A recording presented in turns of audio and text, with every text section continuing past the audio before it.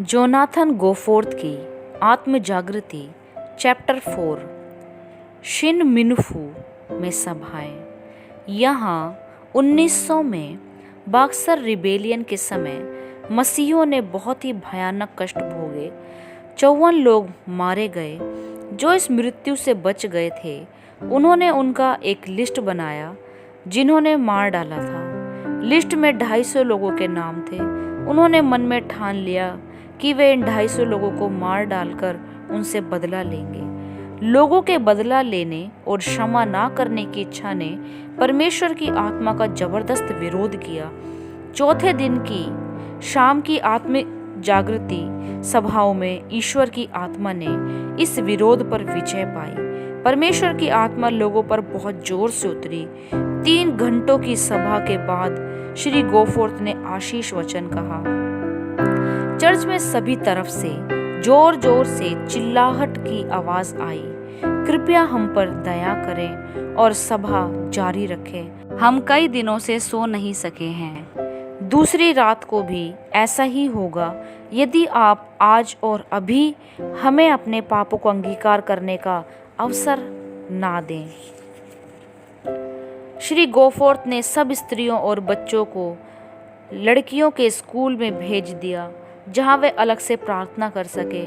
पुरुषों ने चर्च में ही प्रार्थना करना जारी रखा। श्री गोफोर्थ ने ऐसा किया क्योंकि उन्होंने देखा कि ऐसा नहीं करने से सभा कभी अंत ना होगी। वहां लोगों ने एक दूसरे से मेल किया, फिर परमेश्वर से भी। एक प्रचारक ने घुटने टेक कर अपने बहुत से पापों को माना, फिर भी उसकी बेचैनी कम नहीं हुई। उसने अपने सब पाप नहीं माने। उसने कहा कि वह उस आदमी को कभी क्षमा नहीं कर सकता जिसने बॉक्सर रिबेलियन के समय उसके पिता की हत्या की है। वह इस आशा से जी रहा था एक दिन वह बदला लेकर रहेगा।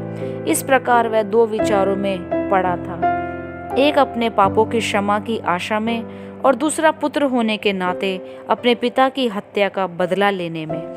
इसलिए वह घुटनों में रोता रहा। एक हाई स्कूल का लड़का भी खड़ा होकर कहने लगा कि उसी बॉक्सर रिबेलियन में उसके पिताजी भी मारे गए, इसलिए बचपन से ही उसका बदला लेने की इच्छा में ही वह बड़ा हुआ है। उसने यह भी कहा कि पिछले कई दिनों से वह खा और सो भी नहीं सक रहा है। वह यह जानता है कि ईश्वर की आत्मा उसे उभार रही है कि वह अपने पिता के हत्यारे को क्षमा करे। उसने अर्जी की कि सभी उसके लिए प्रार्थना करें। कई और कुल 9 लोगों ने बतलाया कि किस प्रकार उनके माता पिता, भाई बहन उनकी आंखों के सामने उन बॉक्सरों के द्वारा मार डाले गए। इन सबों ने कहा कि वे सभी बेचैनी में हैं। उन्होंने अर्जी की कि उनके लिए प्रार्थना की जाए कि वे काफी अनुग्रह पाए कि हत्यारों को क्षमा कर सके। सभा और 2.5 घंटे तक चलती रही। अंत में उसी प्राचीन ने जो रो रहा था अचानक ये कहा कि उसने ठान लिया है कि जब तक वह अपने पिता के हत्यारे को मार न डाले वह चैन की सांस न लेगा। दूसरे दिन उसी प्राचीन ने श्री गोफोर्थ से अर्जी की कि उसे कुछ समय दिया जाए कि वह कुछ बोल सके। उसके चेहरे में अधिक चमक थी।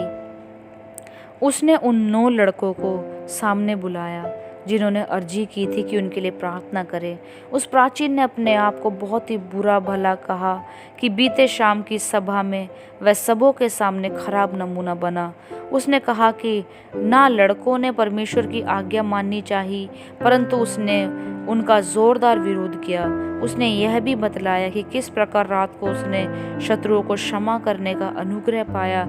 इसके बाद 250 लोगों वाली वो लिस्ट को लाया और उसके सामने टुकड़े टुकड़े किए गए और रौंद दिए गए।